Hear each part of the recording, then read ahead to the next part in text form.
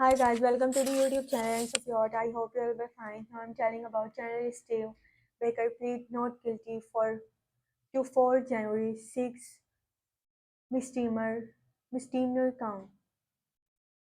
Pleas media journalist Steve Baker pleaded not guilty on April 3rd to 4 January 6 misdemeanor charge logged against him by federal prosecutors. Mr. Baker, 63, of Raleigh, North Carolina, entered the pleads before U.S. District Judge Christopher Cooper in Washington, D.C. He and defense attorney William Shipley appeared via remote video for arraignment hearing. He was charged in criminal complaints unusual in D.C. on March 1st, with entering and remaining in restricted building or grounds without authority, disorderly and disruptive conduct in restricted building or grounds, disorderly conduct in a capitol building, or raging, demonstrating, or picketing in a capitol building. On January 6, Mr. Baker shot video and reported on the protests and violence at the capital of the independent political website, the Pragmatic Constitutionalist.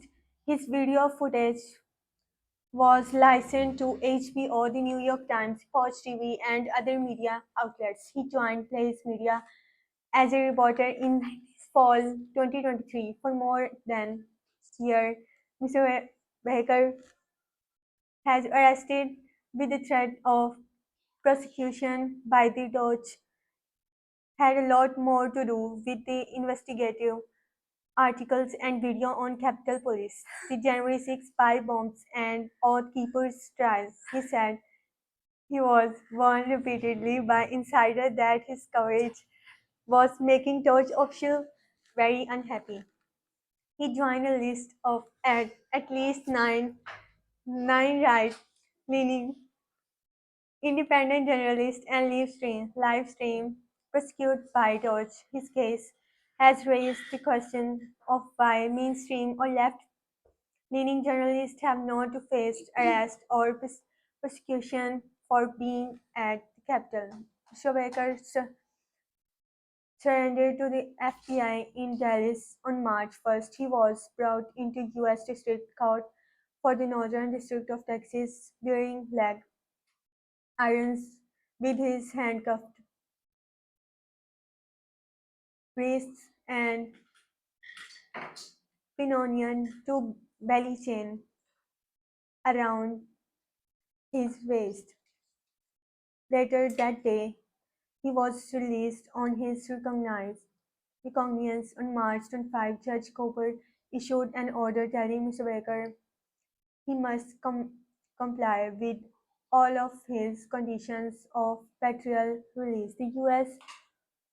Probation and Pretrial Service Office in Washington filed a report claiming Mr. Baker was in violation of handful of his release conditions.